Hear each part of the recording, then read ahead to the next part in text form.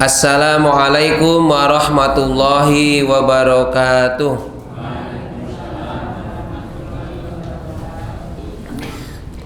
Marilah kita awali kajian malam Rabu Pasolatan malam hari ini terlebih dahulu dengan bersama-sama membaca syahadat, ikrar dan doa sebelum belajar. A'udzu billahi minasy syaithanir rajim. Bismillahirrahmanirrahim. Asyhadu an la ilaha illallah wa asyhadu anna Muhammadan abduhu wa rasuluh. Raditu billahi rabba wa bil islami dina wa bi Muhammadin nabiyya wa rasula. Rabbi zidni ilma warzuqni fahma. Amin. Alhamdulillahi rabbil alamin. Wassalatu wassalamu ala asyrafil anbiya'i wal mursalin wa ala alihi wa ashabihi ajma'in. Amma ba'd. Rabbi shrahli sadri wa yassirli amri wahlul 'uqdatam min lisani yafqahu qawli. Ibu bapak jamaah kajian malam Rabu Pasolatan di Masjid Nurul Huda 19 Londong rahimakumullah. Mari kita panjatkan syukur kehadirat Allah Subhanahu wa taala atas limpahan nikmat rahmat yang dianugerahkan kepada kita semua. Sholawat dan salam semoga Allah tetap curahkan kepada junjungan kita Nabi Muhammad sallallahu alaihi wasallam. Semoga kita senantiasa tetap istiqomah, ditetapkan hati kita dalam keadaan beragama Islam, Muslim, menjadi pengikut Nabi Muhammad sallallahu alaihi wasallam hingga akhir hayat kita. Amin ya rabbal alamin. Alhamdulillah malam hari ini pertemuan ke-248 hari Selasa 4 November 2025. Tema yang akan kita angkat yakni sholat sebagai solusi keluh kesah. Sholat sebagai solusi keluh kesah. Bahasa gampangannya itu singkakean sambat dikon sholat. Ini kita akan merujuk kepada ayat Al-Quran surat Al-Ma'arij, yakni surat ke-70 ayat 19 sampai 22. Nanti kita akan bahas. Saya kutip dua dari kitab tafsir Ibnu Katsir dan tafsir Jalalain. Jadi saya ini agak serak suara saya ini. Ayat 19 surat Al-Ma'arij menegaskan A'udzu billahi minasyaitonir rajim. Innal insana khuliqa halu'a. Sesungguhnya manusia diciptakan bersifat keluh kesah. Idza masau syarra jazu'a. Apabila ia ditimpa kesusahan, ia berkeluh kesah. Wa idza masaul khair manu'a. Dan apabila ia mendapat kebaikan, ia amat kikir. Illal musallin, kecuali orang-orang yang mengerjakan sholat. Alladzina hum ala sholatihim daimun, yaitu mereka yang tetap mengerjakan sholatnya. Itu 5 ayat yang akan kita kupas dan kita ambil manfaatnya dalam kehidupan sehari-hari. Ayat 19 ini yang pertama. Menurut dalam ini saya kutip dulu dalam tafsir Jalalain ya. Jadi pertafsir dulu apa, nanti kita bahas lebih detail sedikit ya. Dalam kitab tafsir Jalalain, innal insana khuliqa halu'a halun muqtadirah wa tafsirih. Itu sesungguhnya manusia diciptakan bersifat keluh kesah. Keluh kesah itu menurut tafsir Jalalain merupakan keadaan dari lafal yang tidak disebutkan dan sekaligus sebagai penafsirnya. Jadi sebelumnya belum disebutkan. Idza masau syara jazua wa qa'as masal syarra. Apabila ia ditimpa kesusahan, ia berkeluh kesah. Ini menurut tafsir Jalalain, yakni sewaktu ia ditimpa keburukan syarrun, ia berkeluh kesah. Ditimpa dengan masahu seperti diusap gitu ya, tapi ini maksudnya adalah ditimpa keburukan ia berkeluh kesah. Wa idza masal khaira manu'a wa qa'as masal khair ail mal lil haqqillah minhu. Ini maksudnya apabila ia mendapat kebaikan ia amat kikir, yakni sewaktu ia mendapat harta benda ia kikir. Al-malu li haqqillah minhu. Dia itu tidak mau menunaikan haknya Allah yang ada pada harta atau malnya itu. Illal musallin, kecuali orang-orang yang mengerjakan sholat. Nah, menurut siapa itu orang yang mengerjakan sholat? Tafsir Jalalain menyebutkan al-mu'minin, yaitu orang-orang yang beriman. Musallin itu menurut tafsir Jalalain artinya al-mu'minin, yaitu orang-orang yang beriman. Al-musallin artinya orang-orang yang mengerjakan sholat. Menurut tafsir Jalalain itu al-mu'minin atau disebut juga sebagai orang mukmin. Siapa? Ayat selanjutnya menjelaskan alladzina hum ala sholatihim daimun, yakni orang-orang yang mengerjakan sholat, tetap mengerjakan sholat. Mawazobun, yakni terus menerus mengerjakan sholat. Ini dalam tafsir Jalalain. Dalam Ibnu Katsir hampir mirip ya. Jadi ada beberapa yang saya garis bawahi mengenai al-musallin. Siapa yang dibuat al-musallin? Menurut tafsir Ibnu Katsir, yakni orang yang dia itu ada sifat tercelanya kecuali orang-orang yang dilindungi oleh Allah dan diberi taufik serta hidayah menuju kebaikan. Al-musallin itu siapa? Orang yang dilindungi oleh Allah dan diberi taufik hidayah oleh Allah menuju kebaikan, serta diberi kesempatan kemudahan untuk mendapatkan perlindungan, taufik dan hidayah Allah.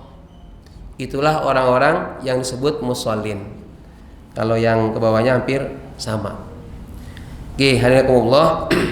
Apa ini yang kita bahas malam hari ini? Bahwa kita itu sudah melekat, diciptakan oleh Allah, ada sifat keluh kesah, suka mengeluh. Cirinya, kalau dari ayat tadi, ciri-ciri orang yang suka mengeluh berdasarkan ayat yang tadi kita baca, yang pertama mudah mengeluh dan panik ketika ditimpa kesulitan. Yang suka mengeluh itu, kita itu pasti mengalami ini. keluh kesah haluan. Apa cirinya? Dia mudah mengeluh dan panik ketika ditimpa kesulitan atau musibah. Lalu ciri kedua orang yang suka mengeluh atau berkeluh kesah itu enggan berbagi dan menjadi kikir manakala mendapatkan nikmat. Yang ketiga, hatinya tidak stabil atau labil, yakni bergantung pada manusia, bukan bergantung kepada Allah. Lalu yang keempat, dia tidak memiliki kekuatan spiritual yang mampu menenangkan seperti orang yang sholat. Itu ciri-cirinya. Kita kupas. Yang pertama, mudah mengeluh. Kita kalau ada orang yang suka mengeluh manakala ditimpa musibah, misalnya dia mengumpat atau menyalahkan orang atau menyalahkan benda, berarti dia termasuk haluan, orang yang suka berkeluh kesah. Di sini dalam bahasa Al-Qur'annya sangat halus ya. Idza basau syara jazua, apabila ia ditimpa kesusahan, ia itu berkeluh kesah. Seolah-olah dia tidak mau menerima apa yang diujikan, apa yang ditimpakan oleh Allah kepada dia. Pengennya itu mulus, dalam arti tidak ada masalah. Padahal selama kita hidup di dunia, maka tidak akan terlepas dari yang namanya masalah. Sekecil apapun pasti dapat masalah. Tapi kalau orang yang musholin, orang-orang yang suka sholat, ketika mendapatkan masalah, tenang-tenang saja.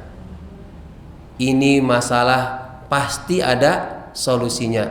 Ini ujian pasti ada hikmahnya. Ini cobaan mesti ada pelajaran yang bisa diambil. Pokoknya kalau orang-orang yang suka mengeluh, itu adalah kebalikan dari orang yang jarang sholat. Kalau kita itu mau disebut musholin, benar-benar orang yang musholin, apalagi muqimah sholah, maka hindarilah perilaku suka mengeluh ketika diuji cobaan.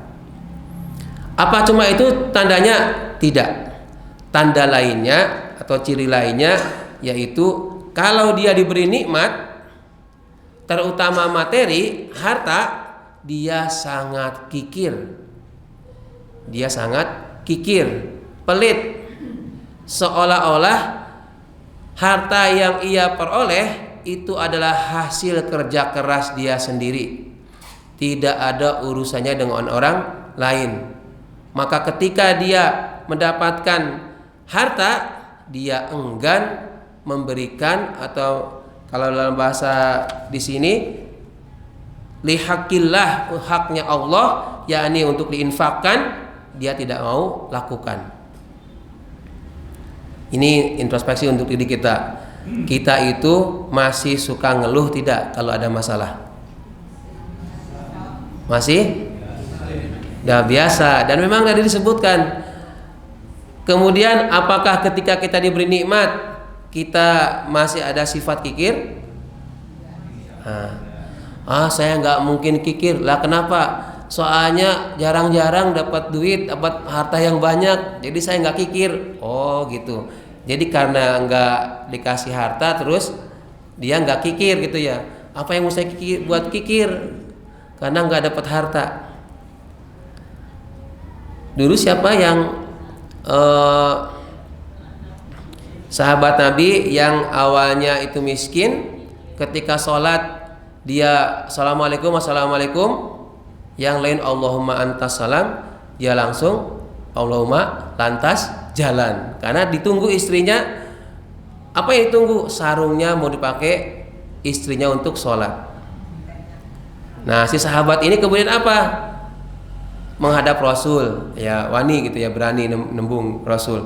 Rasul buat doain aku toh, aku ki wong miskin. Coba kalau aku nggak miskin, istriku, aku bisa sholat lebih khusyuk, istriku bisa sholat di rumah, jadi tidak usah nunggu aku nunggu pakaian atau sarung yang digunakan untuk sholat. Itu biasa itu. Kalau orang yang belum punya apa-apa itu kan mintanya kan manis banget kan. Kata Rasul, dibiarkan dulu sama Rasul. Lalu kemudian singkatnya ya, kalau begitu kemudian Rasul memberikan kambing untuk dipelihara. Ketika punya kambing, sholat yang 5 waktu awalnya ke masjid itu rutin ikut, lama kelamaan mulai jarang nongol ya, jarang kelihatan. Terus sudah lama banget ditanya itu orang kemana? Wah, dia sibuk dengan kambingnya. Sekarang kambingnya beranak, punya anak lagi, terus di mana-mana banyak mengembalakannya, tempatnya jauh. Oh begitu. Ya begitu kalau ada orang yang awalnya janji mau sholat khusyuk lebih tertib, kalau dia dapat punya materi, punya harta, tapi begitu dapatkan materi dia malah lupa. Nah, makanya di sini dalam Al-Qur'an disebutkan dua sifat ini, suka mengeluh ketika diuji oleh Allah mengeluh, ketika diuji dalam materi dia kikir, itu maka tidak akan berlaku kalau dia itu seorang musallin. Illal musallin, kecuali orang-orang yang sholat. Dalam kitab Jalalain disebutkan al-mu'minin, yakni orang-orang yang beriman. Orang beriman itu kan mesti dia akan mengutamakan Allah. Jadi dia dapat musibah, dia terima saja. Ya. Makanya kalau jenengan kok merasa hidupnya kok gimana, nggak nyaman banget, solusinya adalah sholat. Kok merasa nggak nyaman, masih suka mengeluh, terus sholatnya diperbaiki. Bukan jumlah rakaatnya ditambah, tetapi semakin berkualitas. Bertambah boleh, misalnya awalnya hanya sholat fardu, ditambah dengan sholat rawatib, ditambah dengan sholat duha, ditambah dengan sholat malam atau sholat tahajud, tahajud dan witirnya ya. Itu silahkan dilakukan. Jadi cirinya orang-orang yang haluan di situ, di dalam ayat ini setidaknya ada 4 tadi ya. Kemudian ini kita kebalikannya. Kalau tadi kan ada 4, ada bahkan saya petakan lagi itu menjadi 6. Kira-kira kita itu layak disebut musallin atau tidak, atau belum? Ayat Al-Quran itu memastikan orang yang suka sholat itu mesti dia tidak suka mengeluh. Apabila diuji dia tidak mengeluh. Apabila dia diberikan kebaikan dia tidak akan kikir. Cirinya kalau kita benar-benar sholatnya. Kalau dalam surat Muhammad ya, min asari sujud, bekas sujud, bukan berarti dengan hitamnya dahi atau ada tanda hitam di dahi. Min asari sujud, bekas sujud itu bukan itu, tapi ada perilaku gerakan bacaan sholat dalam kehidupan sehari-hari.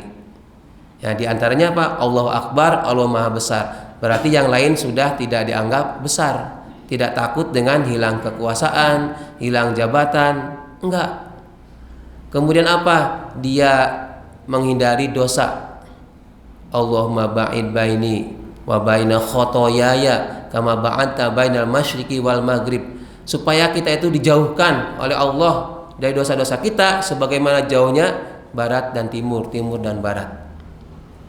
Lalu orang yang suka sholat itu min asari sujud ya, di antaranya adalah dia suka memuji Allah Subhanallah, kemudian suka bertahmid, kemudian suka bertakbir, suka apalagi istighfar ya kan, subhanakallahumma rabbana wa bihamdika Allahumma gfirli. Lalu takut akan azab siksa neraka. fitnah dajjal, fitnah hidup dan mati, kemudian azab kubur. Ya. Ciri-ciri orang yang suka mengeluh dengan kebalikannya berarti orang yang musolat, kita cek satu persatu. Introspeksi ini ya. Orang yang suka mengeluh itu, satu, suka panik dan cemas saat ditimpa ujian. Kira-kira jenengan masih ngalamin seperti itu belum? Enggak? Masih. Kalau begitu, itu normal. Solusinya kalau kita mau disebut sebagai musholin, yaitu harus sabar dan tawakal. Nah, ini sepertinya teoritis, tapi memang begitu. Begitu dapat ujian, jangan panik, jangan cemas, tapi sabar lalu bertawakal. Pasrahkan kepada Allah. Wa kafa billahi syahida. Ya. Jadi cukuplah Allah yang menjadi saksi bahwa kita itu bersabar, kita itu beriman, juga kita bertawakal. Ya. Kemudian yang kedua, apakah Bapak Ibu masih suka mengeluh kepada manusia, bukan kepada Allah? Masih suka mengeluh masalah urusan rumah tangga, masalah anak, masalah tetangga misalnya, malah tetangga diurusin ini. Suka mengeluh kepada manusia atau kepada sama, mengeluhnya seolah-olah dia keluhkan apa yang ia alami, seolah-olah bakal mendapatkan solusi.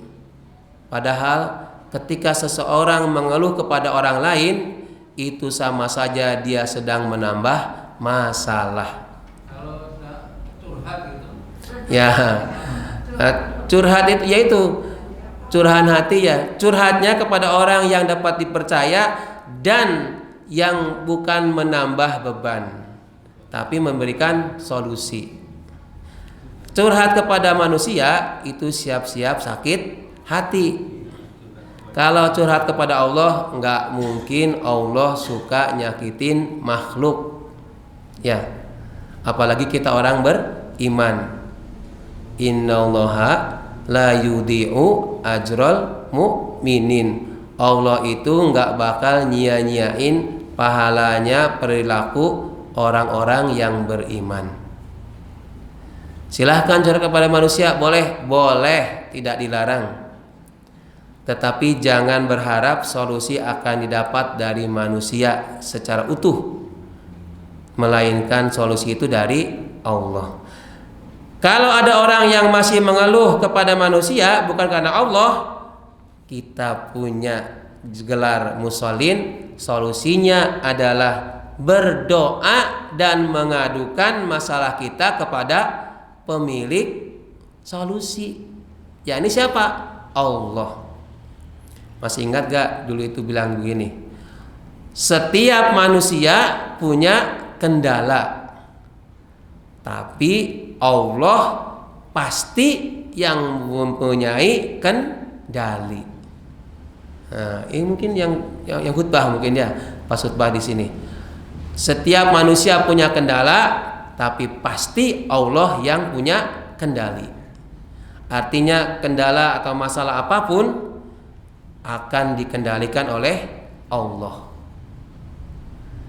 Sekarang kan banyak masalah ya yang kita termasuk di kehidupan secara umum ya, nasional. Banyak masalah. Termasuk tadi kejadian kereta api. Di mana kereta api? Di Prambanan. Kalau tidak salah itu ada keluarga besar UAD ya, orang tuanya dosen atau apa dari UAD ya, itu meninggal. Innalillahi ya, kecelakaan. Nah, solusinya jangan suka berlebihan mengeluh kepada manusia, tapi panjatkanlah doa. Panjatkanlah doa. Kapan terbaik? Sepertiga malam. Ini rahasia tapi boleh diamalkan ya. Di antara doa, keadaan diijabahnya doa adalah saat turun hujan. Kemudian pada sepertiga malam. Maka ketika sepertiga malam turun hujan deras, segeralah bangun, ambil air wudhu, lalu panjatkan doa. Sholat nggak? Ya sholat dulu. Kemudian panjatkan doa. Disitulah doa diijabah. Diijabah oleh Allah. Selama doa itu adalah doa kebaikan, bukan kemaksiatan atau bukan keburukan bagi makhluk lainnya. Kata Pak Uud, kalau pas hujan, pas sepertiga malam terakhir, misalkan jam 3 malam, hujan deras, kata Pak Uud doanya dijabah. Agar dungo apa? Ben tanggaku cepat mati. Wah, misalnya ya, ya jangan. Kenapa? Kan diijabah. Soalnya sengit karo tanggaku iki. Misalnya ini, kalau tangganya malah sengit. Padahal kan siapa yang pertama kali mengurus kita kalau ada masalah, ada apa-apa kan pasti tetangga ya, bukan teman yang ada di phonebook, di buku alamatnya di HP, bukan, tapi mesti tetangganya terdekat. Maka baik-baiklah kepada tetangga. Orang yang suka sholat harus baik kepada tetangga. Kemudian ciri yang ketiga nih, tidak suka bersyukur saat mendapatkan nikmat. Ini orang-orang yang suka mengeluh itu, di antara haluan itu, dia ketika mendapatkan nikmat jarang bersyukur, seolah-olah orang rasa bersyukur, nggak ada ucapan alhamdulillah, karena dianggapnya itu sudah rutinitas. Dibuat misalkan setiap, misalnya loh ya, ada yang bulanan, ada yang mingguan, ada yang dua mingguan ya, mendapatkan upah atau gaji, biasa aja, mesti besok Sabtu bayaran, dia nggak bersyukur, atau panen atau yang lain itu ya, dia nggak bersyukurnya. Kenapa? Karena dianggapnya sudah kebiasaan, rutinitas. Yang bagus itu adalah kalau orang-orang yang musolin, solusinya adalah selalu bersyukur. Kecuali dapat bonus baru bersyukur. Kalau dapat bonus baru kelingan Allah. Yes, alhamdulillah. Habis itu cuma alhamdulillah doang. Enggak bagi-bagi rasa. Malah repot ya. Iya, alhamdulillah juga lumayan. Bersyukur ya alhamdulillah. Tapi ingat, di setiap harta yang kita miliki ada hak Allah, yakni melalui infak. Sekecil apapun infaknya. Saya dapat penghasilan, dapat untung atau labanya sedikit. Sedikit itu kalau dibandingkan yang banyak ya. Bisa jadi uang 100.000 itu besar dibandingkan yang 50.000. 100.000 enggak ada apa-apanya kalau dibandingkan sejuta. Jadi dapat uang sehari 10.000, sehari 50.000 itu adalah nikmat, perlu disyukuri. Itu kalau orang yang ya, kita itu kan mintanya cukup ya. Kalau yang keempat, orang yang suka berkeluh kesah haluan itu kikir dan egois. Kikir itu pelit, egois itu pengen menang sendiri. Yaitu seperti tadi dikisahkan, ini kan seperti Korun ya, ini harta saya, ini hasil jerih payah saya, nggak ada urusannya dengan orang lain. Padahal kita itu pasti melibatkan orang lain. Ya, jangan kikir, jangan egois. Maka solusinya kalau kita itu orang musolin, orang yang beriman adalah mesti dermawan dan memiliki rasa empati. Ya, jangan egois, tapi rasa empati. Yang kelima, orang yang haluan hatinya suka gelisah dan mudah marah. Apa bedanya cemas dengan gelisah? Sama aja. Iya, tapi ternyata ada bedanya ya. Kalau cemas itu dikaitkan dengan masa yang akan datang, kalau gelisah itu kaitannya dengan masa lalu. Hatinya gelisah berarti kelingan masa lalunya. Dia pernah punya salah, takut konangan. Dia pernah berbuat sesuatu takut ketahuan, itu ada gelisah. Dan suka marah. Nah, suka marah, jadi sedikit-sedikit nesu. Solusinya, hatinya orang yang musholin adalah hatinya tenang karena sholat. Kan sholat itu berarti kemarin beberapa waktu yang lalu qurrata ayun, menjadi penenang. Nabi saja itu meminta istirahatkan kami dengan sholat. Ketika sudah penat dengan urusan dunia, urusan perang, urusan dan lain-lain, Rasul itu, "Hai Bilal, istirahatkan kita dengan sholat." Lalu yang keenam, ciri orang yang suka keluh kesah atau haluan, yakni suka mengukur hidup dari materi. Ukuran suksesnya seseorang itu dari materi. Omahe jembar opo sempit. Tanahnya banyak, luas atau sempit. Banyak atau sedikit kendaraannya. Hartanya apa ini namanya? Gelang. Ini telinga ya. Anting ya, apalagi gelang, cincin ya. Kalung, bukan dari banyaknya ya. Toh semuanya itu bakal gak dibawa mati. Apa ininya wis tuku neng Semar. Semar itu, toko Semar maksudnya ya. Nyebut merek malah ya. Yaitu yang di Gejalayan, di Jalan Solo ya. Atau di tempat yang lain. Wah, sudah ini, gak bakal dibawa mati. Informasi ya, besok itu kalau tidak salah akan ada prosesi apa? Dari Solo ke Imogiri, pemakaman Solo ya, Raja Solo ya. Jadi bisa jadi ada iring-iringan, tidak tahu apakah lewat Jalan Imogiri, apa lewat Pleret. Dulu katanya pernah kejadian ada ya pas zamannya siapa gitu ya. Saya jadi ceritain sama temen di sekolah itu. Dulu waktu kecil pernah lihat itu pas siapanya Hamengkubuwono berapa gitu ya yang meninggal.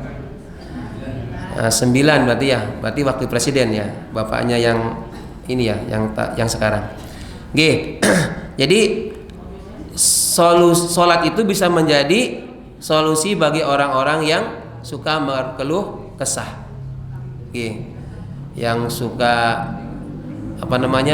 ngomel terus, yang suka sambat terus, apa-apa dikomentari.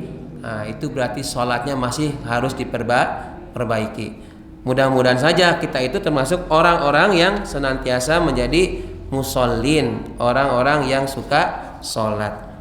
Saya mengutip beberapa hadis, tapi saya ini aja ya, bacakan terjemahnya untuk menguatkan kita. Dari hadis Nabi mengenai keluh kesah ini, di antaranya hadis riwayat Tirmizi. Rasul bersabda, "Sesungguhnya besarnya balasan bergantung pada besarnya ujian. Jika Allah mencintai suatu kaum, Dia akan mengujinya. Barang siapa yang ridho, maka baginya keridhoan, dan barang siapa yang murka, maka baginya kemurkaan." Ini untuk pelajaran bagi kita. Kita itu diingatkan, semakin besar balasan itu maka besar pula ujiannya. Ya nggak mungkin kan anak SD diuji materi anak SMA gitu ya. Sesuai dengan porsinya. Kita dianjurkan ridho menurut hadis ini, bukan marah, bukan sambat, tapi ridho.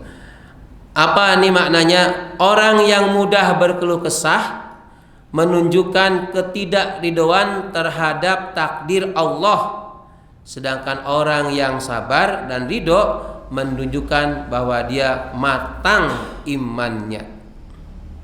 Ning angel Bapak Ibu ya, ini harus disclaimer juga ya. Yang ngomong belum tentu seperti sabarnya atau ridhonya yang dimau seperti hadis ini. Kadang ada sabarnya itu emosinya ada itu ya, ridhonya juga kadang nggak ridho ya. Ya ada kadang ada Ya namanya manusiawi ya. Misalnya ini mah yang kecil-kecil aja, tapi kan sifat manusia. Barcelona kalahnya enak banget itu. Padahal hubungannya dengan saya apa gitu ya. Tapi rasanya melihat berita itu gimana itu. Padahal itu kan dia di sana di Spanyol, hubungannya dengan di sini ya.